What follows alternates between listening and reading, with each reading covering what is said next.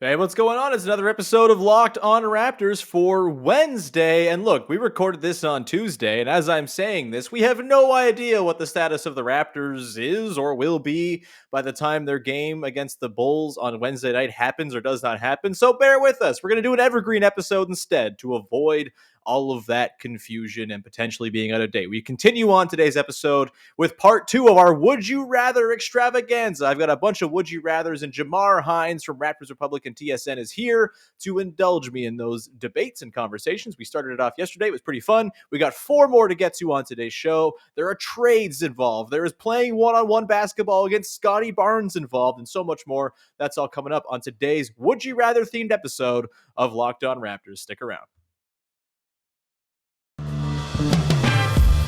You are Locked On Raptors, your daily Toronto Raptors podcast, part of the Locked On Podcast Network, your team every day.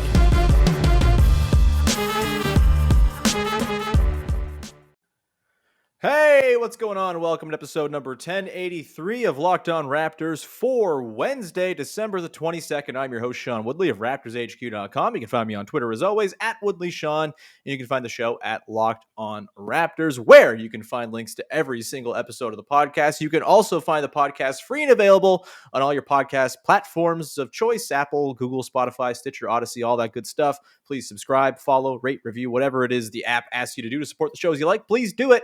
And you can go to YouTube and support the show over there by hitting that big red subscribe button. You can't miss it when you go to the Locked On Raptors homepage, which is linked in my Twitter bio. As always, as well, a big thank you to making us your first listen of the day. All right, on today's show, we are still recording the little session here we got with Jamar Hinds from Raptors Republic. Of course, yesterday's episode was recorded during a lot of the reporting going on with the Raptors and their trip to Chicago and all this stuff. And we're still not really sure what the situation is going to be as of time of recording this for the game against the Bulls on Wednesday. So we figured let's keep it evergreen and do a two-part Would You Rather episode, so you're not sitting there out of date and we're not sitting here looking like idiots for having reported misinformation or things that are no longer true. The last we know is that the Raptors were taxiing on the tarmac, flying to Chicago with 6 available regular players from their roster and a bunch of replacement guys rushing to the scene. So that's where we'll leave it for there. We're going to dive into our Would You Rathers with our guest, Jamar Hinds from Raptors Republic. Jamar, how's it going, pal? I'm pretty good. Where's the CP24 chopper? We need to figure those things out. Also, since this is part two, I need a little bit of a wardrobe change. So there, done. Oh, there you go. Beautiful. Fantastic. Now it looks different.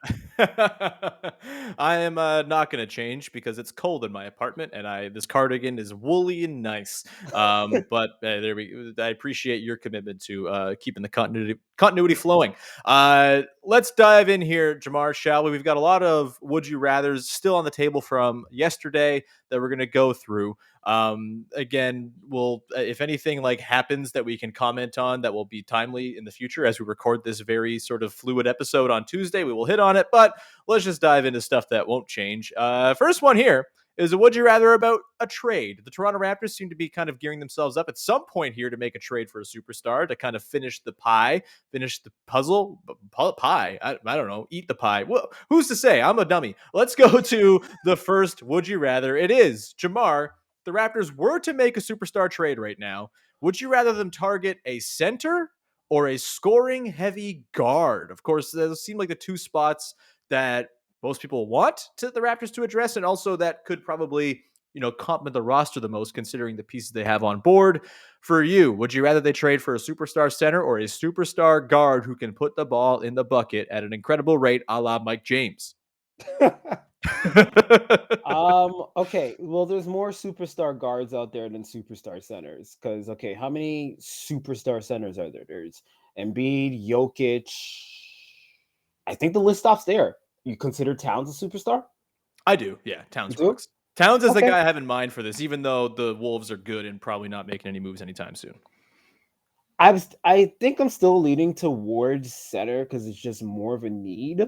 Sure. If Towns is your superstar, sure. Yeah, even though the list is a little bit, not as big, because what other guards obviously, who the hell knows what's going on in Portland with Dame, And I'm tired of Dame talking about how loyal he is. It's just like, okay, dude. You know what? I compare Dame's situation right now to Mhm, Kevin Garnett. Not talking in terms of like player talent. I'm just talking about situation. mhm. Kevin Garnett in 06-07 with Minnesota, his last 2 years, where basically that team was going to hell, and everybody was like, "Hey, man, it's okay.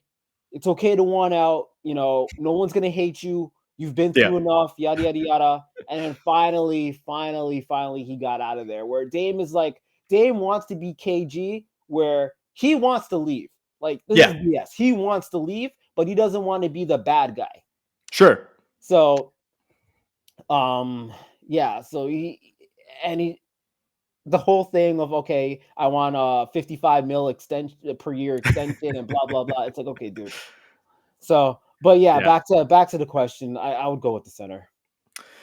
Yeah, this is a tough one, and I think the way Fred VanVleet has played this season, and by extension Gary Trent Jr. as well, I think has maybe kind of changed how I feel about this one. I think I was probably more of a go find a Bradley Beal type, go find if Zach LaVine, if things didn't go well in Chicago, maybe that's the guy. Man, Zach LaVine would look so good on this team. He's not I've coming, I've, but I've man, been a Levine fan since day one. I was telling people he's he better would than be. Wiggins. I mean, yeah, that's undeniable at this point. That's a good call. But like, God, that kind of guy would fit really nicely on this team, and I was really down for that. I thought, hey, that's obviously the pathway forward here. But I think the way Fred VanVleet has kind of leveled up his game this season, playing at an all-star level, whether he makes it or not, who knows? But whether they have an all-star game or not, who knows? They But I they're think they're that's going to do it. They're going to power through. ugh, Cleveland is going to be the super spreader event of the oh my century, gosh, baby. that's To a be whole nother awesome. Yeah. other issue. Oh, bro. But yeah, I think because Fred's been so good and has kind of proven he can kind of handle a little bit of a higher burden, maybe not like a number one ball handler burden, but a number two or three. I think he's probably kind of all right with that. And I think because of the way Gary Trent Jr. has kind of shown that he can be something, we're not sure what just yet and what the final form is, but the shot making is very tantalizing, and the defense has come a long way this season in the way he's kind of helped spearhead their transition attack. I think I'm kind of okay with that being the backcourt you build around, and then you work to find that center of the future. So I think I'm with you. But this sends me into the second part of this one, which I think is maybe the more difficult version of this question, or sort of I guess, sort of under the same umbrella question. This next one is: would you rather include OG Anunoby or Pascal Siakam as the centerpiece of the superstar trade we've concocted in our brains here? So whether it's like Embiid or Towns or something like that, you're making the move, you're getting a center in town. Which of those two? Because I figure those are the two pieces that teams will be looking at. Siakam, of course, an established guy. He's been an All-NBA guy before. Maybe his reputation is a little lower than it used to be, but that's an easily movable salary and a guy you could sell a fan base on. Similar, I think, to how the Spurs were like DeMar, like a proven guy. Let's go with DeMar. I think that's kind of the same idea there. Whereas OG is more of the upside play, less proven, less of a good player right now than Siakam is, but maybe he's something better down the line. If you are the Raptors front office and you're sitting there looking at roster construction, and it comes down to this very sort of specific hypothetical where a team is like, we want one of those two, and you get to pick, which maybe that's not how the negotiation works, but it does for this purpose. Who you picking, OG or Pascal, to send the other way in a hypothetical superstar swing trade? Well, I feel like this one is easier because, let's be clear, Siakam's the better player than OG at Mm-hmm. this point, but Mm-hmm. keyword at this point. Right. Siakam is 27, I believe. OG's 23. Mm-hmm. So just 24, yeah. on, oh, he's 24 now. Okay. Yeah. So it's only a 3-year difference. I thought it was bigger than that. But I think I would still like pick Siakam to be traded, which kind of hurts me because um obviously people have been on the trade Siakam train since the bubble, and it's kind of pissed me off and yada yada Yeah. yada. And I've kind of been cheering for him to get back to pre-COVID form, which he has shown a lot of flashes of, and he's like Yeah. almost all the way there. But I just feel with the timeline of like Trent and Scottie and OG, I just feel I'm a timeline guy now. Is that what I'm doing? Yeah, what is wrong? What are you, Sam Presti? Yeah, exactly. Oh my gosh. Remember when there was rumors about Shea being traded because he's not gonna fit the timeline? I was like, ugh. I mean, in fairness, I think that was mostly just Raptors fans wish casting. Yeah, okay, fair. But Which, yeah, I yeah, think you should do that, by the way. You should wish cast Shea out of Oklahoma City. He doesn't belong on that garbage hole team, but that's besides the right. point. But Yeah. yeah, just for the window perspective, I think it would be Pascal. And then hopefully OG doesn't have these unfortunate, timing injuries keep happening because Hmm. I don't think and this was a discussion about if OG's injury prone or not. And Yeah. I don't think he's injury prone. I He's just had think he's really freak stuff happen yeah, to him, I man. just feel like Yeah. it's been really unfortunate, especially the appendectomy, like Yeah. like just before the playoffs, where we Mhm. won the championship. I feel like it's been more so unfortunate things. Yeah. So yeah, I'm Hit gonna pointer in practice is like pretty unfortunate and random and yeah, weird. right. So I think I'm gonna go with OG. I'm gonna include Pascal in this trade. Well, we disagreed on the both situations I put forth yesterday, and we're going to disagree on this one as well. I am Okay. going to say, cover your ears, Emma Brown. But I think OG's the guy I would put out in a trade for a superstar center, or in a superstar wing trade too. Like if you're trading for a guard or something. I think I'm so thrilled by the fit of Siakam and Barnes and the way they play off of one another and the passing between the two of them.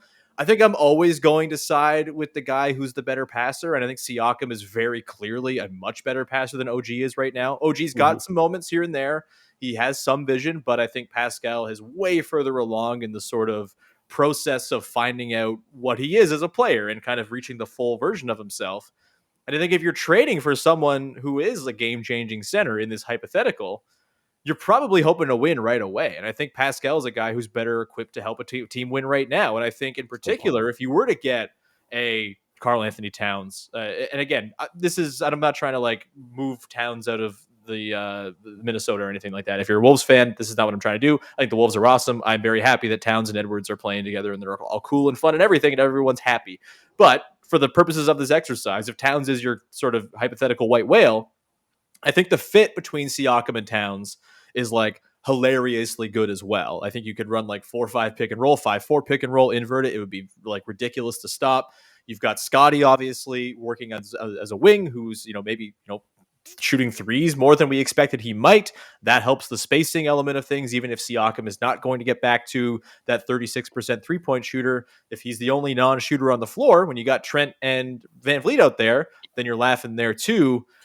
I think, and hey, look, maybe you have to throw a Trent into this deal as well to make it happen. And if OG is the sort of centerpiece, I'm not sure. Maybe it has to be Scottie Barnes for Karl Anthony Towns, for all I know. I don't think any Raptors fans hopping on board with that right now. But No. I think, in terms of roster building, I totally believe in Siakam as a number 2 on a championship level team. And if you have Towns and Barnes potentially assuming the hierarchy roles ahead of him, that even like amplifies him further and becomes even more of a dangerous option for you. I think that's the way I would go. And I think the defense would not really take a hit. Pascal, as much as he's not the on-ball defender that OG is a wonderful team defender and makes what the Raptors do defensively possible because of his motion and his range and everything like that. It's a tough one, and I might get yelled at. And I know lots of people have very strong opinions about Pascal Siakam, but if I'm picking one to trade for a potential superstar center, I think OG's the guy for me. Okay. Yeah, it's not an easy one, but I Mm-mm. think I feel pretty good about where I'm at. And Emma Brown, you can unmute the podcast now and come back and listen. We're going to continue on and dive into a little bit more in terms of would you rather scenarios coming up in just a second here. But first, I want to tell you about our friends over at Calm. And Calm is wonderful. When it comes to athletes, we tend to focus on physical fitness, but there's another side of the game that's just as important, and that's mental fitness. Calm is the #1 app for sleep meditation, and they've teamed up with LeBron James to help you train your mind and become the champion version of yourself. LeBron James knows all about how important sleep is. He has been sleeping like a baby for 19 NBA seasons, and it's taken him until his age 38 season to kind of maybe start slowing down. Perhaps that is because sleep is what helps you revitalize and refresh and keep your brain right. For LeBron, sleep is a critical part of his mental fitness routine. As he says, quote, getting good sleep and finding time to rest is one of the most valuable things I can do for my body and mind. From the sound of rain falling on leaves to bedtime sleep stories, Calm puts me to sleep within minutes, which means I wake up ready for any challenge, unquote. So if you head to calm.com/LockedOnNBA for a limited time, you get 40% off a Calm premium subscription. With Calm, you have access to the nature scenes that LeBron loves and so much more, like sleep stories and meditation, so you can be ready for the challenges that life throws your way. And I got to say, my fiance is a dyed-in-the-wool Calm.com subscriber and appreciator. Highly, highly recommended by her. And if it's good enough for my fiance, it's good enough for you and for everybody. It's that sounded weird. My fiance is wonderful. You should follow what she's doing because she's smart and has good taste. Anyway, again, for a limited time, our listeners can join the Braun using Calm and get a 40% discount on a Calm premium subscription at calm.com/LockedOnNBA. That is CALM.com/LockedOnNBA.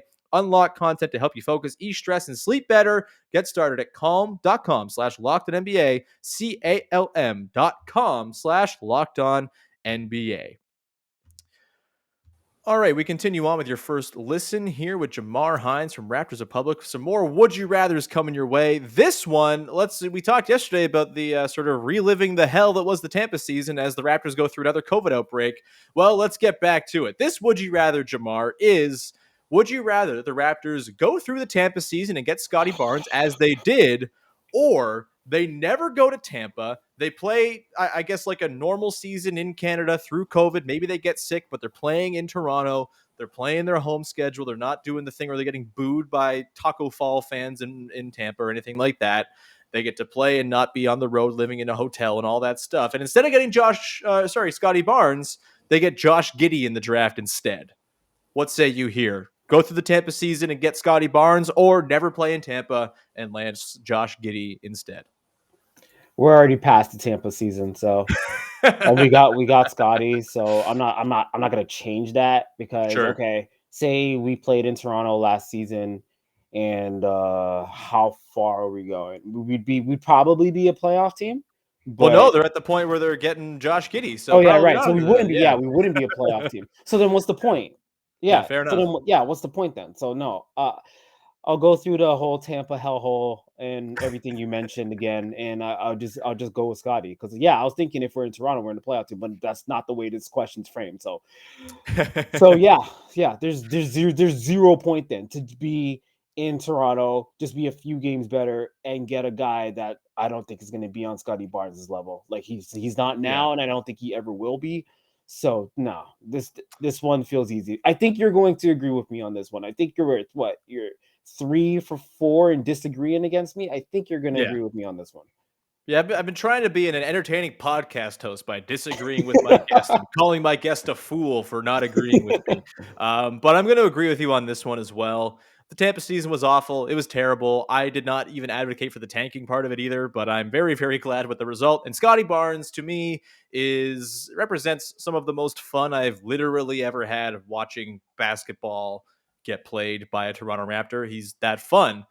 Let me change this one for you then. Let's say they finish. Where did Alperen Sengun get picked? Because that changes the calculus a little bit here. Sengun is awesome, by the way. He's a total delight to watch. He throws I behind the want to. back passes, which everybody knows is really all you need to get. It's like a one-way path to my heart is when you're throwing behind the back passes. He was taken 16th. So Okay. the team with which, or for whom that pick was selected, obviously went to the Rockets. I'm guessing it was. God, who was the Wizards? I don't know. A team that finished in the middle of the pack, made the play, and let's just assume it was the Wizards because of the Westbrook trade. I don't really know. Either way, no, they didn't give up picks in that trade. Who knows? It It's doesn't matter. okay. It's okay. Let's just say they finish with the 16th best record in the league. They make it into the playoffs. They lose in the first round in like a 5-game series or something like that. And instead of Scottie Barnes, they get Alperen Sengun instead. Does that change your tune on this one at all? They go to not play in Tampa, but get Sengun and make the playoffs versus doing what happened last year and getting Barnes. Where you at? I'm still taking Scottie. Yeah, Scottie rocks, man. It's hard to it's hard to deviate from Scottie Barnes in this particular situation. He's so good and so cool. I asked Vivek Jacob about this earlier this week in terms of just like finding guys who you've enjoyed watching as much. I know I just said he's one of my favorite Raptors to watch of all time already. Like, where does he rank for you in terms of guys who you just like couldn't wait to watch play basketball? I got to say, when the news alert came down that he wasn't going to get to play 48 minutes of point guard for the Raptors in Chicago on Wednesday, I got pretty upset because that would have been pretty cool. Yeah. Like, how many guys sort of top Scottie already for you in terms of guys you've enjoyed watching? Okay. Well, Vince is my favorite Raptor. No, Sure. sorry. Vince is the most entertaining Raptor, and who got me into being watching the Raptors. Sure. Demar is my favorite Raptor. Gotcha. I would say Scottie right now in terms of like top guys. He's pushing that top 5. Lowry's there obviously, and my mind is blanking on other guys. I'd say he's pushing that top 5. I don't think he's there yet, but he's approaching very quickly.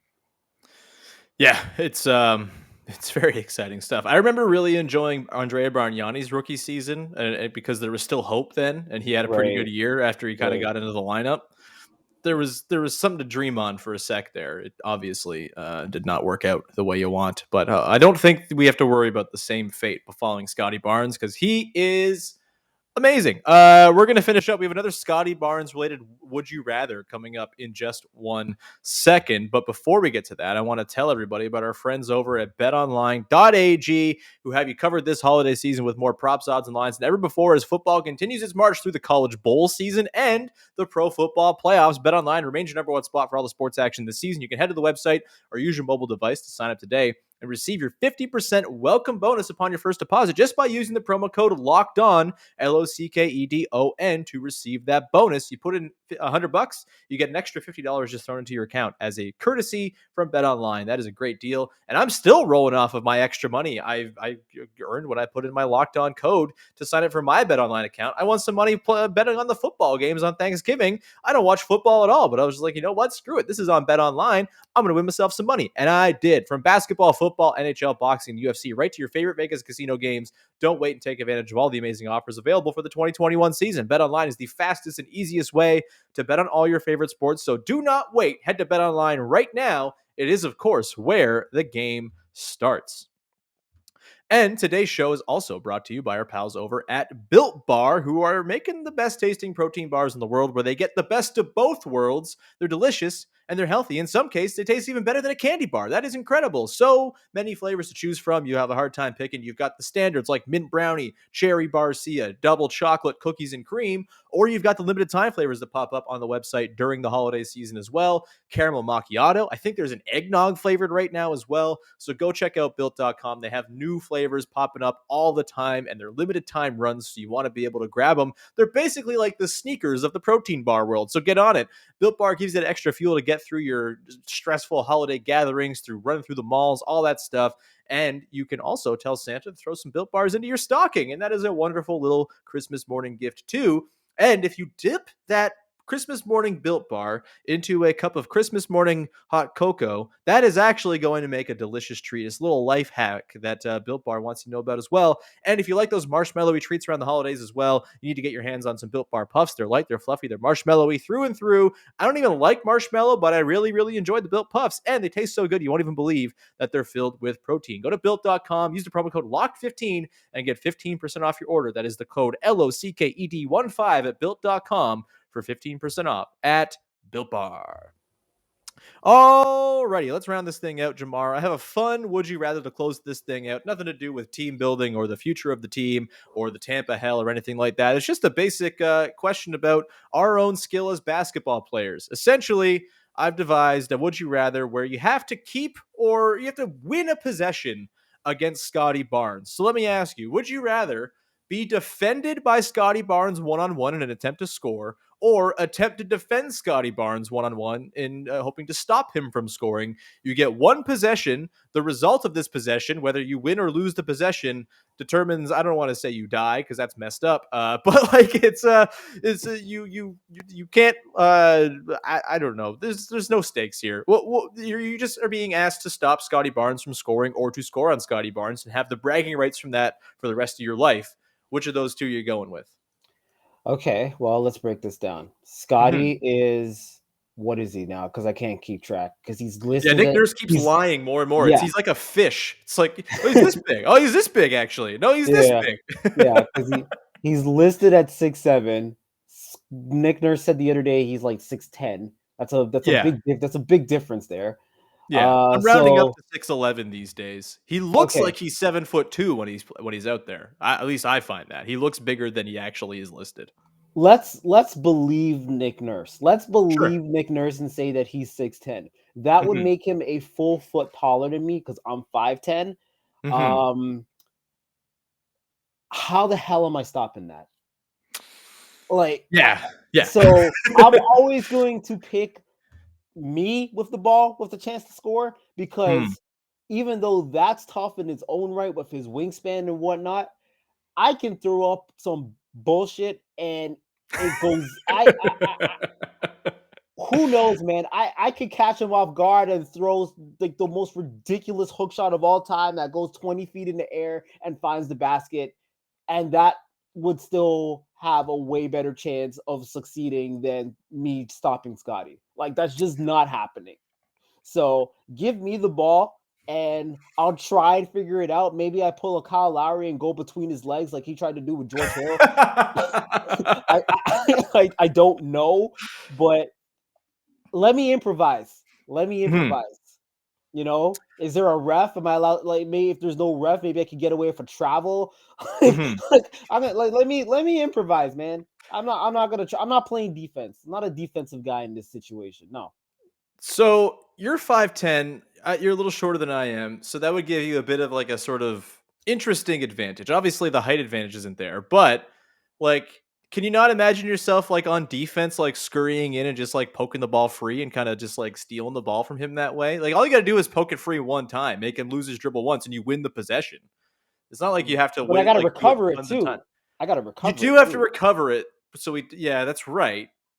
But, like, you don't think you could kinda just, like, get in Mm. there and, like, do the Fred Van But VanVleet dig down thing where he, like, goes in on a bigger guy and just rips the ball I like a just but, baby? like, I feel like a guy that much bigger than me would just do the Mm. whole old school bully ball routine where he's not even facing up. He's Just just gonna holding it up, back me yeah. down, Just back just me down, and then he's gonna, like, disrespect me. He's not even gonna jump. He's just gonna reach his big ass hand like, "Okay, yeah. cool." He's water Like, pulling it away from get you. out. He's doing the Jokic thing, yeah. Yeah, I have yeah, yeah. props. I don't know why. I guess this is yeah, this ball would more look like the ball in the basketball player's hands because it's He's nice gonna and he's gonna scale. he's gonna Yeah. he's gonna do the whole if you I'm throwing it back here. The whole Michael Jordan, Michael Jackson jam video type thing where Jordan is like faking with his head with doing the fake shot and Michael Jackson's looking the other way. He didn't even realize he didn't shoot it. Like, I'm not trying to be disrespected, man. I don't want to be embarrassed. I mean, Mhm. that's more embarrassing than to say I do try and get a shot off and he swats it into like the second deck. Ooh, yeah. Like It's gonna be rough.